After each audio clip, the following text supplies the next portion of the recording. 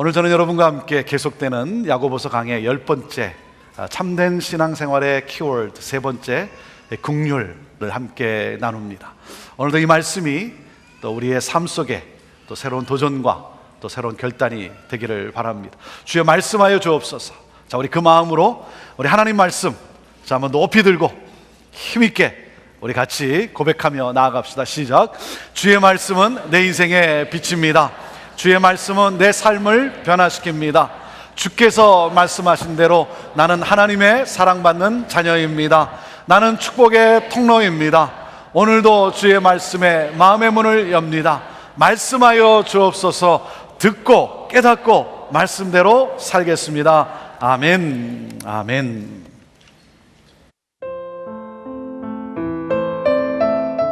야고보서 2장 10절에서 13절.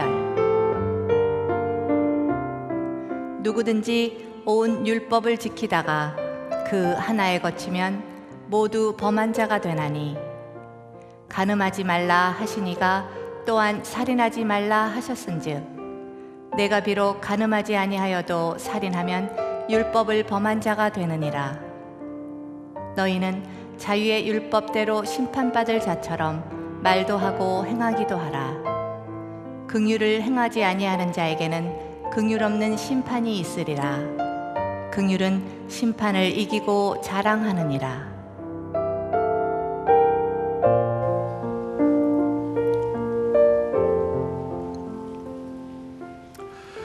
얼마 전 한 기독 신문에 노숙인이 된 한 대형교회 목사라고 하는 기사가 실렸고, 이 기사는 페이스북과 그리고 인터넷 사이트에 빠른 속도로 공유되고 있습니다.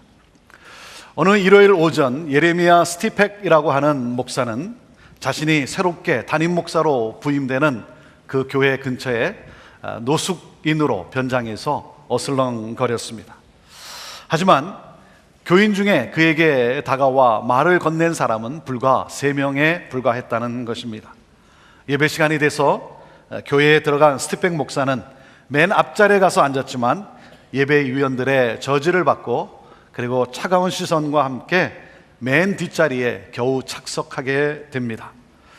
그리고 예배 광고 시간이 되었을 때 사회자가 나와 우리 교회에 새로 담임 목사님이 부임했다는 소개와 함께 맨 뒷자리에 앉아 있었던 이 스티펙 목사는 노숙인 차림 그대로 강단에 올라갔고, 교인들은 경악을 금치 못했습니다. 강단에 선 스티펙 목사는 마태복음 25장 31절부터 40절까지의 말씀을 읽어 내려갔습니다. 그 가운데 내가 줄일 때에 너희가 먹을 것을 주었고, 내가 목마를 때에 마시게 하였고, 나그네 되었을 때 영접하였고, 여기 내 형제 중에 지극히 작은 자 하나에게 한 것이 곧 내게 한 것이니라. 이 말씀을 읽고는, 그리고는 당일 오전 자신이 겪었던 일을 설명하면서 이렇게 말했다고 합니다. 오늘 아침 교회에 교인들이 모이는 것을 보았습니다. 하지만 예수 그리스도의 교회는 아니었습니다. 세상에는 교인들은 많지만 예수 그리스도의 제자는 많지 않은 것 같습니다. 그리고는 마지막으로 이렇게 질문을 했다고 합니다. 여러분들은 언제 예수님의 제자가 될 것입니까? 여러분들은 언제 예수님의 제자가 될 것입니까? 이 기사를 읽으면서 잠시 우리 교회를 생각해 보았습니다.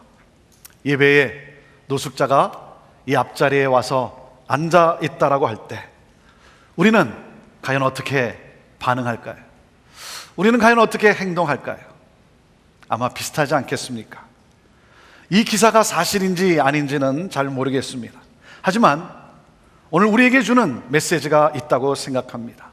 저와 여러분은 예수님의 제자로 살고 있습니까? 예수님의 제자로 살고 있습니까? 사랑하는 여러분, 사람을 외모로 취하는 것은 하나님 나라의 법의 가장 중요한 핵심을 어기는 것입니다.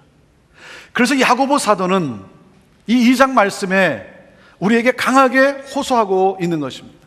내 형제들아, 사람을 외모로 차별하지 말라. 참된 신앙생활이란 사람을 외적인 모습으로, 외적인 지위로 빈부로 판단하고 차별하는 것이 아니다.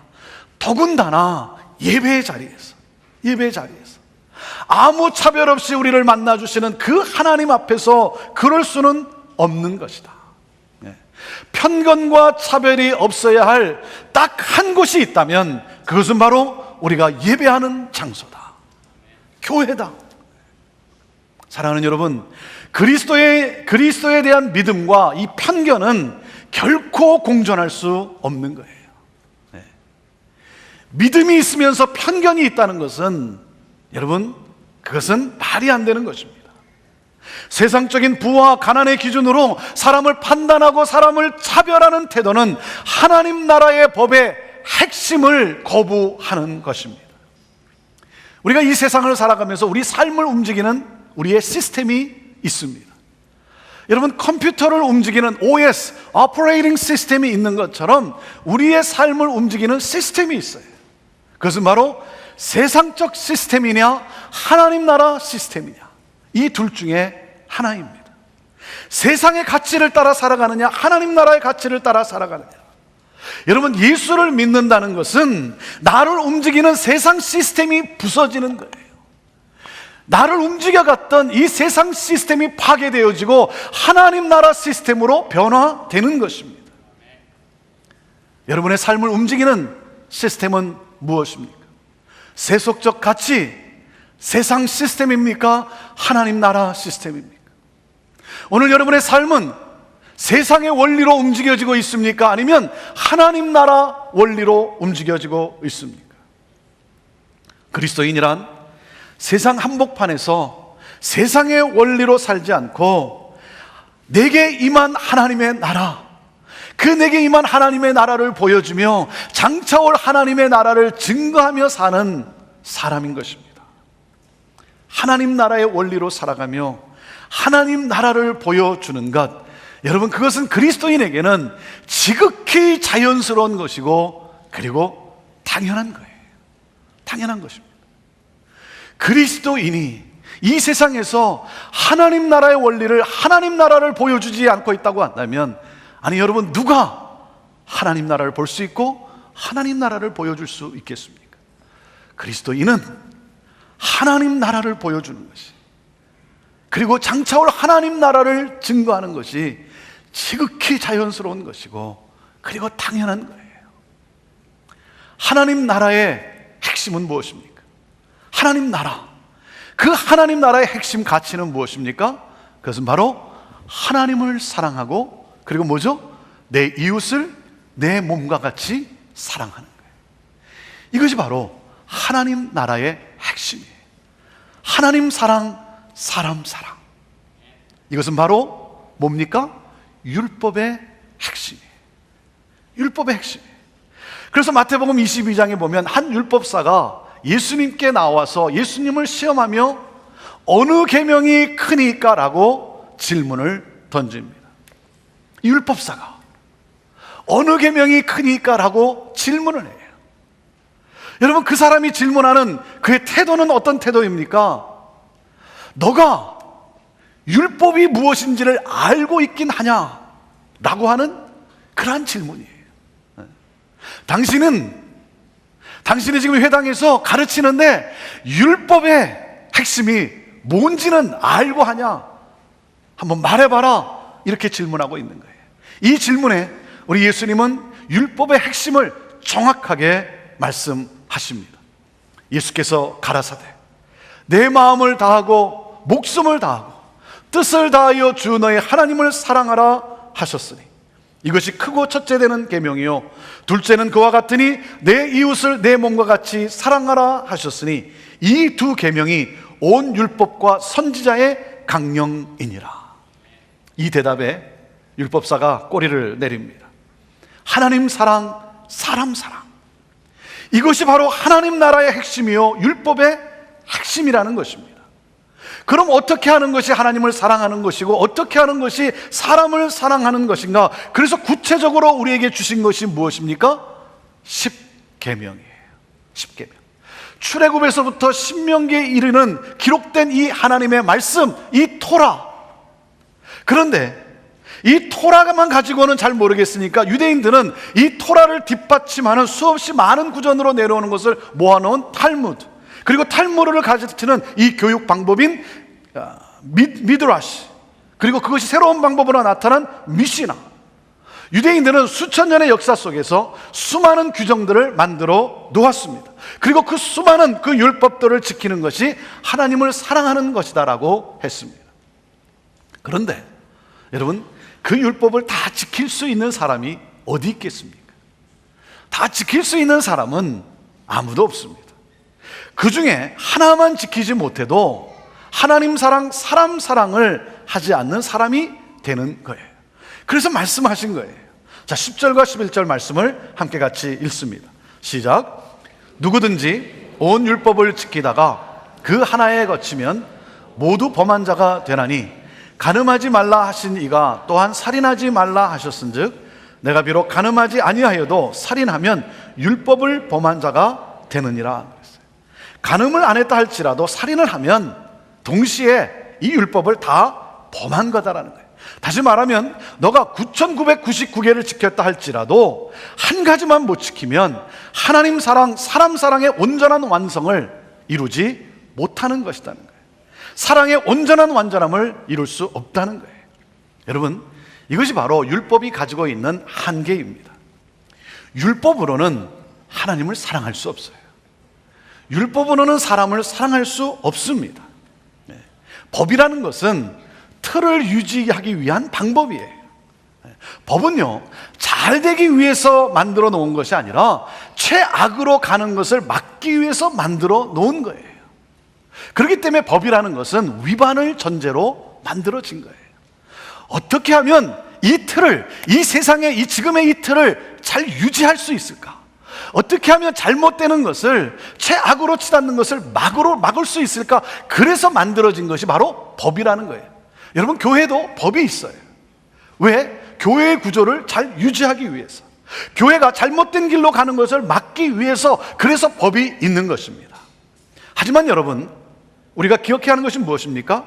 법이 잘 되어 있어서 부흥하는 교회는 없습니다.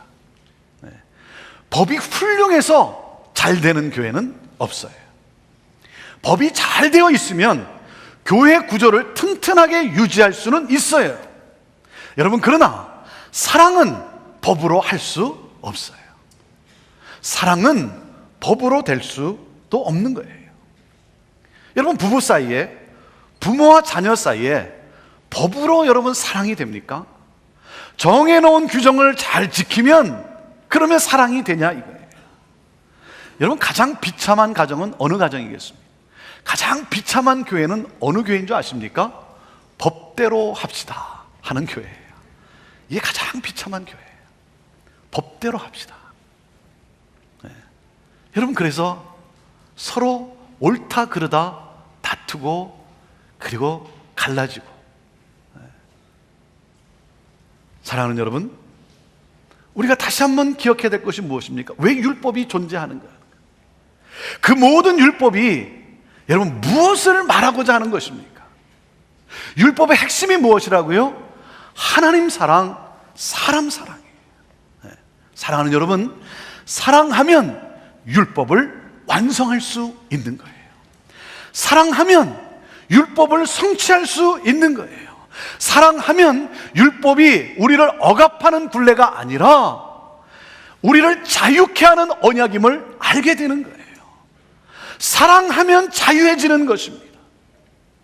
율법주의자들의 문제가 무엇입니까? 핵심을 놓쳐버린 거예요. 본질을 놓쳐버린 거예요.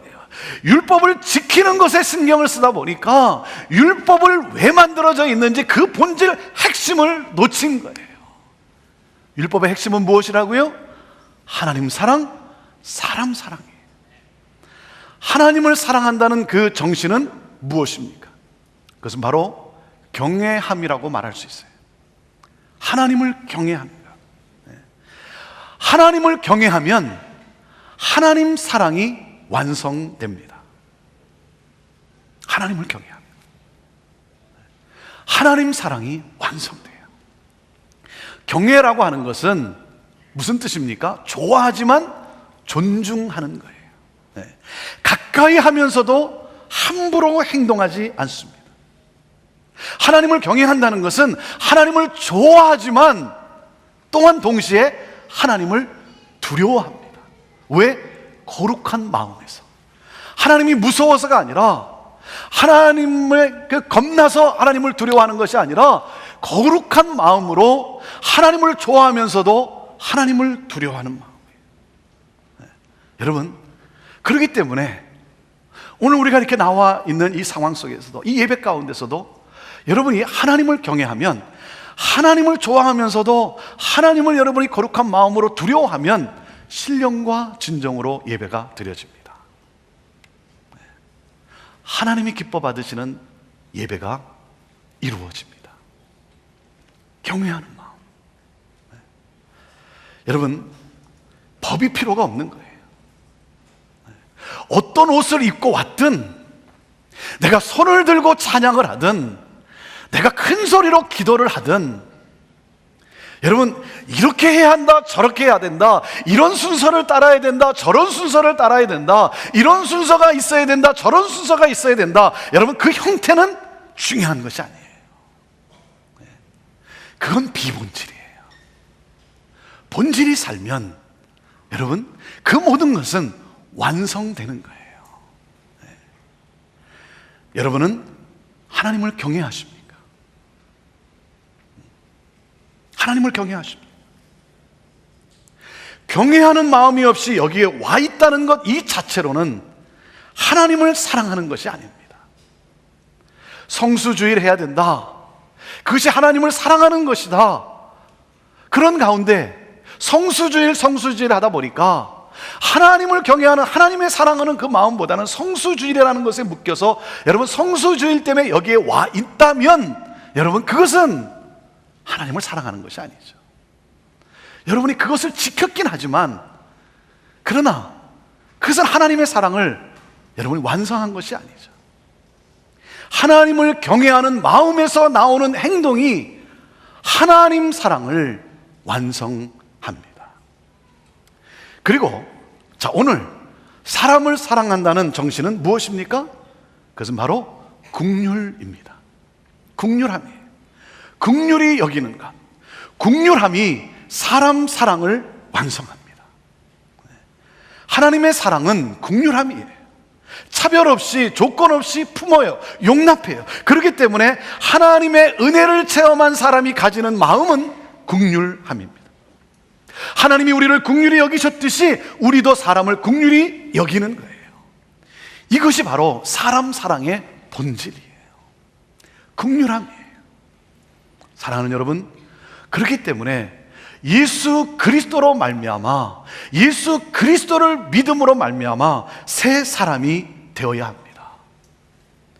사랑하는 여러분, 예수 그리스도를 믿음으로 새 사람이 되십시오. 그리스도인은 누굽니까? 그리스도인은 하나님의 긍휼한 성품으로 재창조된 사람이에요. 그래서 그리스도인에게는 긍휼함이 있어요. 긍휼을 모르는 사람은 하나님의 자녀가 아닙니다.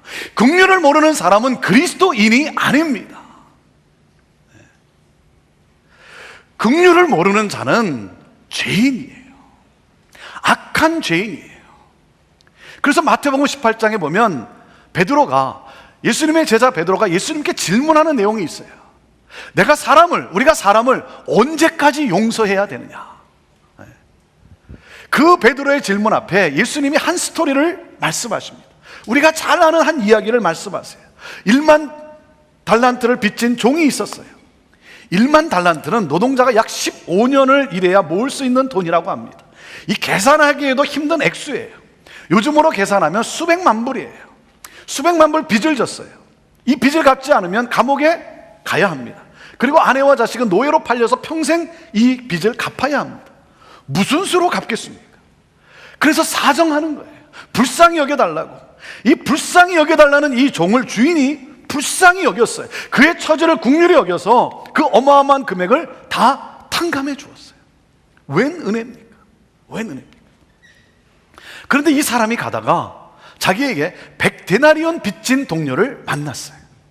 100데나리온은 3개월치 품삯이라고 합니다. 요즘식으로 말하면 수천 달러예요. 수천 달러. 여러분, 수천 달러 작은 돈은 아닙니다. 그런데 그 동료가 불쌍히 여겨달라고 사정을 하는데 이 사람은 불쌍히 여기지 않고 감옥에 쳐 넣었어요. 빚을 갚지 않으면 감옥에 넣을 수 있어요. 이 사람은요, 법대로 했어요. 이 사람이 불법을 행한 것은 아니에요. 그런데 그 내용을 들은 주인이 그를 다시 불러다가 이렇게 말을 합니다. 마태복음 18장 33절에 내가 너를 불쌍히 여김과 같이 너도 내 동관을, 너 동료를 불쌍히 여김이 마땅치 아니하냐 하고 그를 감옥에 넣습니다. 여러분, 그리스도인은 법대로 옳고 그름으로 살아가는 존재가 아닙니다. 그것은 하나님의 자녀의 성품이 아니에요. 그것은 하나님 나라의 삶이 아니에요. 그리스도인이라고 하면서 긍휼이 없다면 그것은 하나님을 모욕하는 자라는 거예요. 용서함이 없다면 그것은 바로 큰 죄인이라고 하는 사실이에요. 악한 죄인이라는 거예요. 죄의 시스템으로 이 세상을 살아가는 이 세상에 속한 사람이라는 것입니다. 사랑하는 여러분, 우리는 1000만 번을 죽었다 깨어나도 하나님께 진 빚을 갚을 수 있는 그런 존재가 못 됩니다. 그런데 나에게 하나님의 긍휼이 임했어요. 하나님의 긍휼이 임했어요. 긍휼을 받은 사람은 긍휼히 여기는 사람이에요. 그 사람은 이 세상에 살지만 하나님 나라 시스템으로 사는 사람이에요. 천국을 사는 사람이에요. 여러분이 긍휼을 보이지 않는다면 그것은 바로 예수 그리스도의 긍휼이 여러분에게 임하지 않았다는 거예요. 다시 말하면 그리스도가 없다는 거예요. 예수 그리스도가 내 안에 계십니까? 여러분, 내 자신에게 오늘 질문해 봐야 돼요. 예수 그리스도가 내 안에 계신가? 예수 그리스도가 내 안에 계시다면 언어와 행동에 변화가 일어납니다. 긍휼함이 흘러갑니다. 긍휼함이 흘러가요. 왜? 하나님의 이 엄청난 긍휼을 입었기 때문에 그의 삶은 긍휼함이 흘러가게 되어 있어요. 그래서 말씀을 합니다. 12절 13절 말씀입니다. 12절 13절 시작. 너희는 자유의 율법대로 심판받을 자처럼 말도 하고 행하기도 하라. 긍휼을 행하지 아니하는 자에게는 긍휼 없는 심판이 있으리라. 긍휼은 심판을 이기고 자랑하느니라 그랬어요. 긍휼을 행하지 않으면 심판을 받게 되는데 긍휼 없는 심판을 받는다는 거예요. 하나님의 의가 이루어진다는 거죠. 십자가는 하나님의 의입니다. 여러분, 십자가는 사망이에요. 하나님의 공의가 실현되는 곳이 십자가예요. 죽음입니다. 하나님의 공의가 임하면 사망이에요. 살아날 자가 누가 있겠습니까? 그런데 여러분, 십자가가 오늘 우리에게 십자가가 된 것은 무엇입니까? 하나님의 의와 하나님의 긍휼의 만남이에요. 이 하나님의 의와 이 하나님의 긍휼이 만나면서 사망에서 생명으로 여러분 살아나게 된 거예요. 생명이 된 거예요. 그래서 십자가는 모든 율법을 성취한 사건입니다. 예수님이 선언하셨어요. 다 이루었도다. 다 이루었도다. 율법의 요구를 다 성취하였다는 거예요. 그래서 이 긍휼은 심판을 이기는 거예요. 긍휼은 여러분 심판을 이기고 승리하게 하는 거예요. 그래서 긍휼이 있으면 여러분 사람 사랑의 율법을 완성하는 거예요. 긍휼함을 입은 그리스도인들은 오직 하나님의 긍휼의 복음을 자랑합니다. 다른 걸 자랑하지 않아요. 내게 임한 이 긍휼, 이 하나님의 놀라운 은혜, 이 십자가의 사랑, 이 긍휼의 복음을 자랑합니다. 그 사람은요 율법을 기쁘게 여깁니다. 자원해서 율법을 지킵니다. 왜? 지키면 지킬수록 그 율법이 주는 자유함이 있기 때문에. 그래서 사람 사랑을 완성합니다. 사랑하는 여러분, 긍휼함이에요. 우리 형제교회가 오늘 여기까지 올 수 있었던 것도 무엇 때문이겠습니까? 그것은 다름이 아니라 긍휼함을 경험했기 때문이에요. 하나님의 긍휼을 입었기 때문에. 한 기성교회가 정말 하나님의 영광이 되기를 원하고 하나님의 부흥의 그 맛보기를 원하고 그 간절함 속에 하나님의 놀라운 엄청난 이 은혜, 긍휼함이 형제교회에 임하고 그리고 그 하나님의 긍휼하심으로 새로운 변화가 일어났어요. 그래서 우리는 그 하나님의 긍휼함을 생각할 때마다 그 하나님의 긍휼하신 은혜에 벅차서 우리 또한 긍휼을 흘려 보내게 되는 거예요. 여기에 부흥의 핵심이 있는 거예요.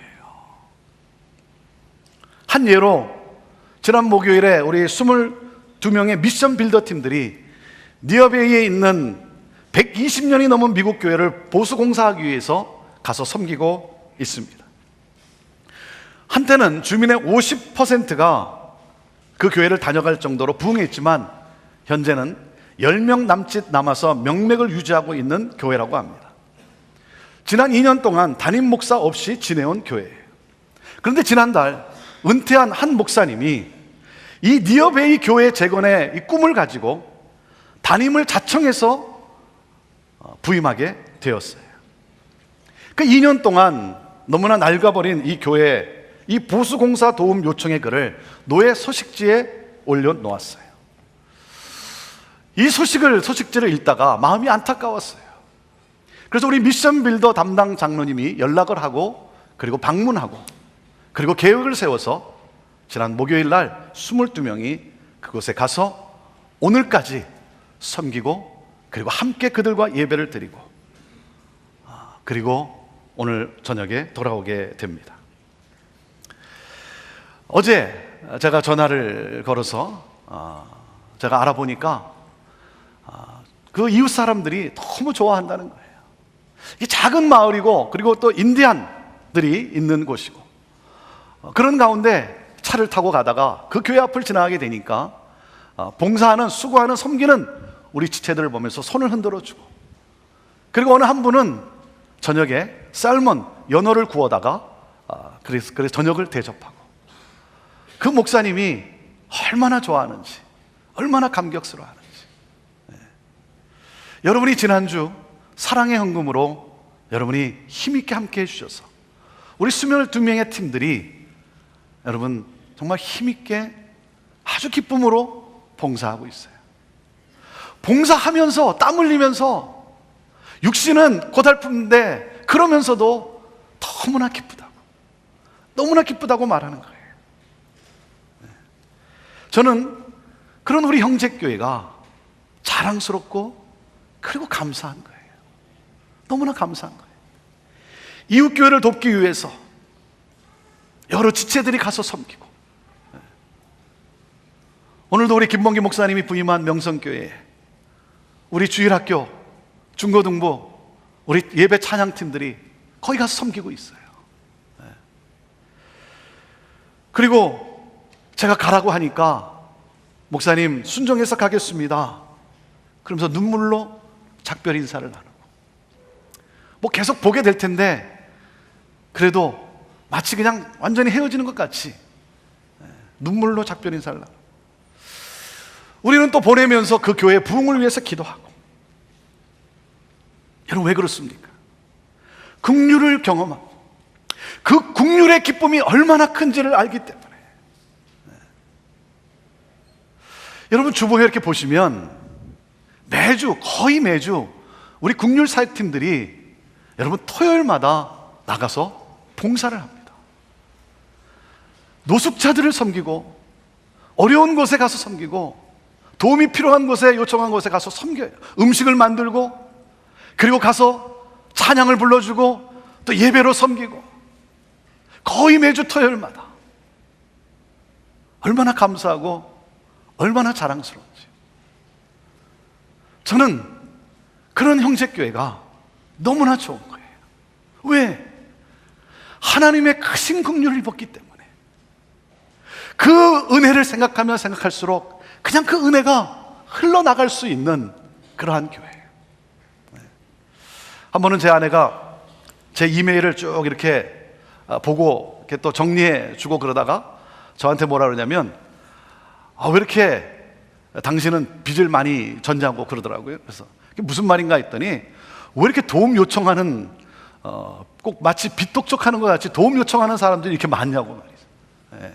예. 여기저기서 도움 요청하는 그러한 메일들이 와요. 그래서 제가 보니까 하루에 한 10통이 오면 한 5통 정도는, 5메일 정도는 도움을 요청하는 그러한 메일들이에요. 예. 여기저기서, 선교지에서. 예. 그러니까 제 아내가 이렇게 보더니 이렇게 뭐 이렇게 갚아야 될 게 이렇게 많냐고 그런 게 얘기를 한 거예요. 참 메일이 올 때마다 사실 그 메일을 읽으면서 힘이 듭니다. 힘이 들어요. 왜냐하면 다 도와드리질 못하기 때문에. 뭐 다 도와드릴 수 있으면 제가 뭐 이렇게 어렵겠습니까?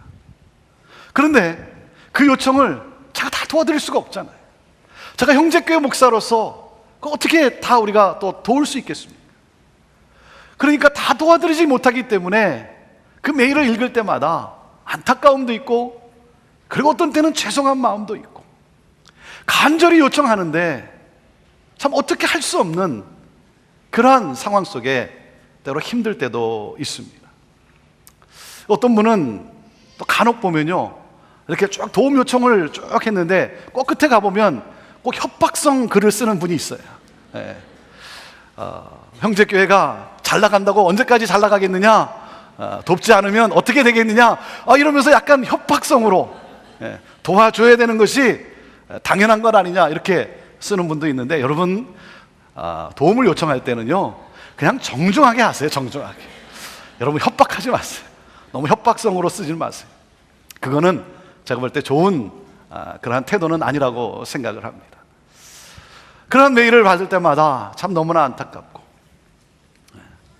그러면서도 또 한편으로 제가 감사한 것은 내가 이렇게 참 도움의 요청을 받을 수 있는 그러한 삶을 살아가는 것이 한편으로는 또 너무나 감사해요. 그러면서 하나님 앞에 기도하는 것이, 하나님, 다 도와드리지 못하지만 어떻게 하면 다 도와드릴 수 있을까? 하나님, 이 정신을 놓치지 않고 내가 어떻게 하면 이분들의 마음을 시원케 하고, 그래서 하나님의 그 긍휼하심을 경험할 수 있게 할 수 있을까? 이 긍휼한 마음, 하나님, 내 평생 이 마음을 놓치지 않고 살아가는 내가 되게 해달라고, 그런 내 삶이 되기를 원하는 거예요. 그렇게 살고 싶은 거예요. 사랑하는 여러분, 긍휼함을 입었습니까? 주께서 나를 긍휼히 여기신 것처럼, 그렇다면 우리도 모두를 주님의 그 동일한 마음으로, 긍휼한 마음으로 대해야 합니다. 그 사람이 어떤 사람이건 어떤 편견을 가지고 차별하는 것이 아니라 주님의 마음으로 우리는 서로를 대해야 하는 것입니다. 이것이 바로 하나님 나라가 임한 삶이에요. 여러분, 그 삶에 자유함이 넘치는 거예요. 여러분, 이러한 삶을 살아가기를 원하십니까? 그렇다면 예수 그리스도를 여러분의 마음에 영접하십시오. 예수 그리스도를 믿으십시오. 하나님의 긍휼을 여러분 입어야 합니다. 예수 그리스도를 믿지 못하면 여러분 안에는 이 하나님의 긍휼함, 이 긍휼함의 성품이 여러분 자리 잡을 수 없는 것입니다. 예수 그리스도를 믿으십시오. 그리고 오늘 내가 긍휼히 여겨야 할 대상은 누구입니까? 오늘 그 사람은 누구입니까? 긍휼한 마음을 달라고 여러분 기도하십시오. 그리고 그 사람을 긍휼히 여길 수 있게 해달라고 기도하시고, 그리고 그 사람을 위해서 기도하십시오. 오늘 용서하십시오. 긍휼을 오늘 가서 행하십시오. 그럴 때 예수 그리스도의 자유함이 여러분 안에 충만함을 경험하게 될 거예요. 예수 그리스도께서 주시는 기쁨이 여러분 안에 충만하게 될 거예요. 세상이 줄 수 없는 기쁨으로 여러분은 충만하게 될 거예요. 그리고 여러분은 장차 여러분이 갈 그 하나님의 나라가 어떤 곳인지 여러분은 삶 속에서 경험하게 될 거예요. 그리고 그 하나님 나라를 보여주고 증거하는 삶을 살아가게 될 것입니다. 참된 신앙생활의 키워드 세 번째는 바로 긍휼함입니다. 긍휼입니다. 기도하겠습니다. 우리 눈을 감고 이 시간 하나님의 마음을 볼 수 있기를 원합니다. 예수 그리스도의 십자가를 보게 되기를 바랍니다. 그 십자가를 보면서 하나님의 의가 임하면 사망인데, 영원한 지옥 형벌인데, 하나님의 의와 하나님의 긍휼이 만남으로 우리는 사망에서 영원한 생명을 얻은 자로 구원받게 되었습니다. 영원한 천국에서 우리는 영원토록 하나님을 경외하며 서로를 사랑하며 기쁨으로 살아가게 될 것입니다. 이 하나님의 긍휼이 오늘 우리에게 새롭게 임하기를 원합니다. 주님의 십자가를 바라보는 가운데, 그 십자가의 예수 그리스도를 보는 가운데 우리의 심령에 다시 한번 하나님의 긍휼함으로 가득하게 되기를 바랍니다. 우리의 마음이 굳어져 있다면, 나도 모르는 사이에 우리의 마음이 단단해져 있다면, 그래서 자꾸만 법대로 옳고 그름으로 내가 지적하고, 그리고 법으로 율법을 행함으로 하나님 사랑을 완성하려고 했다면, 오 주님, 오늘 그 긍휼이 임함으로 내 굳어진 마음이 부서지게 하시고 하나님 나라, 하나님 사랑, 사람 사랑, 그 긍휼함으로 내 안에 충만케 해달라고 우리 하나님께 기도하기를 원합니다. 하나님, 오늘 이 시간 하늘문을 여시고 하나님의 그 긍휼함으로 우리를 새롭게 하여 주옵소서. 충만케 하옵소서.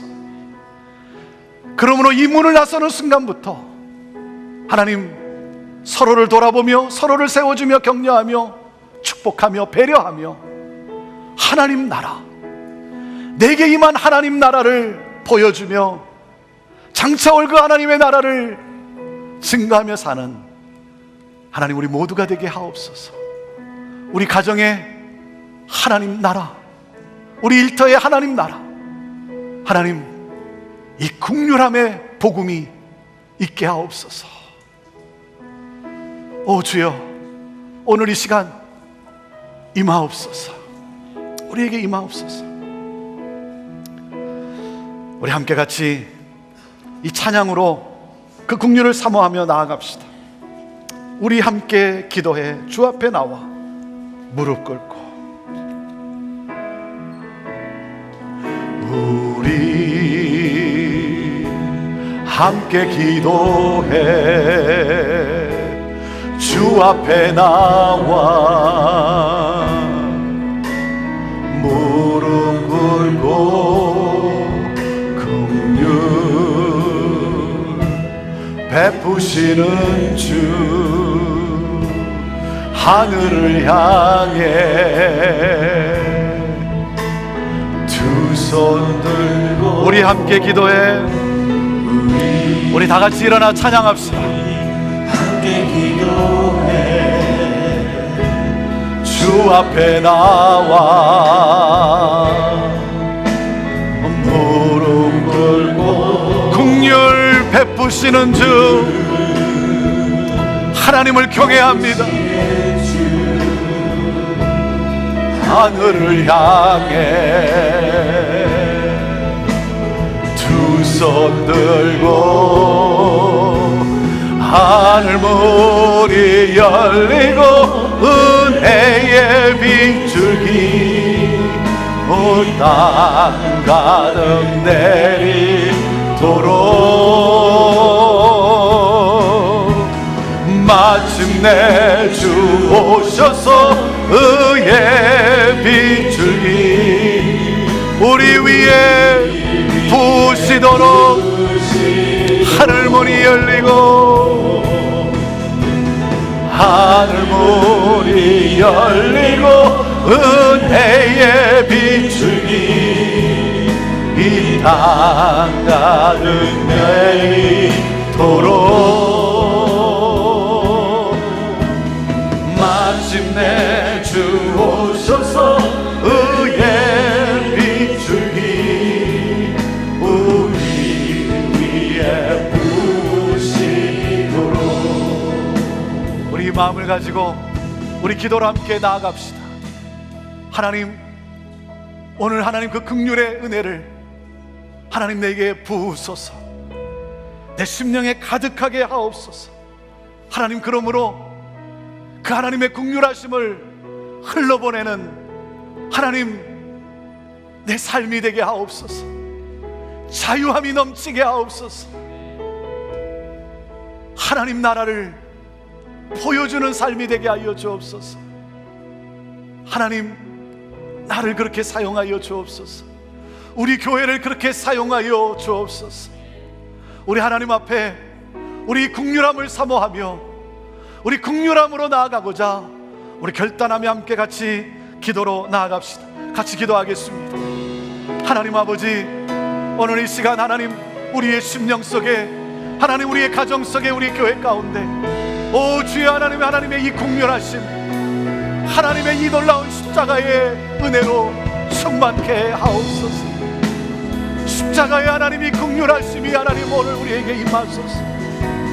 주여 하나님 아버지, 무엇이간데 내가 무엇이간데 우리가 무엇이간데 하나님 이 놀라운 긍휼함 주여 이 긍휼함으로 하나님 아버지 충만하여 하나님 긍휼함을 흘러보내는 자로 나가는 삶이 되게 하옵소서. 아버지여 아버지, 그 긍휼함의 은혜가 하나님 넘치는 우리들 되게 하여 주옵소서. 하나님의 긍휼함으로 오늘 위로하여 주시옵소서.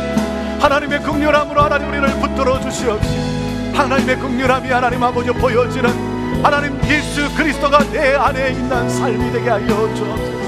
그러므로 예수 그리스도가 보여지고 예수 그리스도를 하나님 마땅히 하는 놀라운 축복의 통로가 되게 하여 주옵소서. 우리 하나님 아버지 그렇게 하나님 우리를 들어 사용하여 주옵소서. 오 주여 하나님, 우리를 그렇게 들어 사용하옵소서. 하나님 아버지, 오늘 우리 가운데 하나님 충만케 하옵소서. 충만케 하옵소서.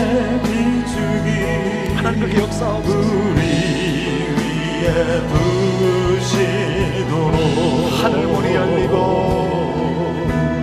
하늘문이 열리고 은혜의 비추기 이 땅 가득 내리도록 마침내 주 오셔서 의의 비추기 우리 위에 부으시도록 하늘문이 열리고 은혜의 비추기 이 땅 가득 내리도록